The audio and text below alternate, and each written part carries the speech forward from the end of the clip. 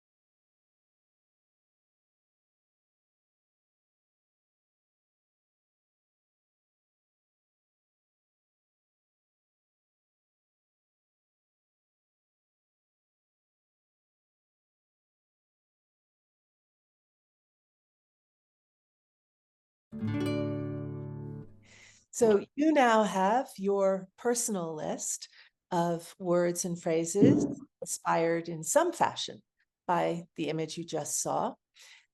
In our Zoom call, we go around the Zoom room and ask everybody to contribute one item from their list to create a community list. And that functions as a kind of collective imagination. And since you are solo today, we'd like to offer you the list that we generated from our collective calls. So Allegra is now going to read the words from our community list, so you'll have it as well. And you can write these down as I read them. There's value to that. But if you don't want to, we will be putting the list up on the screen again during the 10-minute writing period. So here it is. No more. Hope on a stick. Amber eyes. Sunlight dimensions. Temple Mount. Not an elephant's graveyard. Virginia Woolf. Palmetto. Primal scream. Woodbine resting. Chin up. Vine of my vine. It's a burial plot, isn't it? Returning. Stumped. Poison ivy. A skull, a tree. The head returns. Gleam. So now what we're going to do is give you an opportunity to write for 10 minutes. And when you write for 10 minutes, you might be thinking, oh, no, how can I write anything good in 10 minutes? Well, that's not the point. The goal is to not try to write well. In other words, the goal is not just to not write well, but also to not try to write well. The goal is to surprise yourself. So we like to call it a dance between the imagination and the rational mind, with the imagination the partner leading the dance. So your rational mind is the part of your mind that's going, oh no, what should I write? I want to write well. How can I do this? Am I doing this right? What's anybody going to think? We're going to ask your rational mind to not be in control, to not worry about things like that, to simply let your imagination whirl it and twirl it and swirl it around however it likes. Write long or short, fast or slow, inspired by the words on the two lists, your personal list and the community list, or not. You might not pay any attention to the lists at all if there's something that's kind of wanting to come out. Or you might just say, oh, I don't know what I'm going to write, and let your eyes roam over the two lists until one word or phrase kind of hooks you, and start there and see where it takes you. And you might want to work in other words from the two lists or not, as you like. But let yourself not know. Let yourself not know what you're going to write as you write it. And as I said, the goal is just to surprise yourself. And so your 10 minutes begins now. Off you go.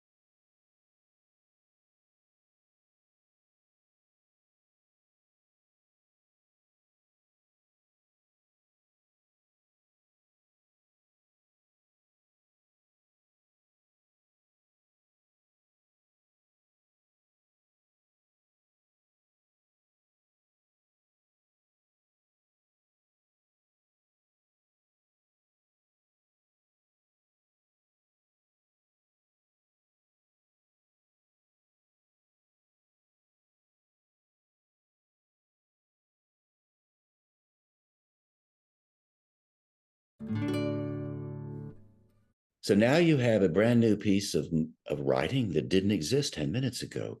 It's original, it belongs to you.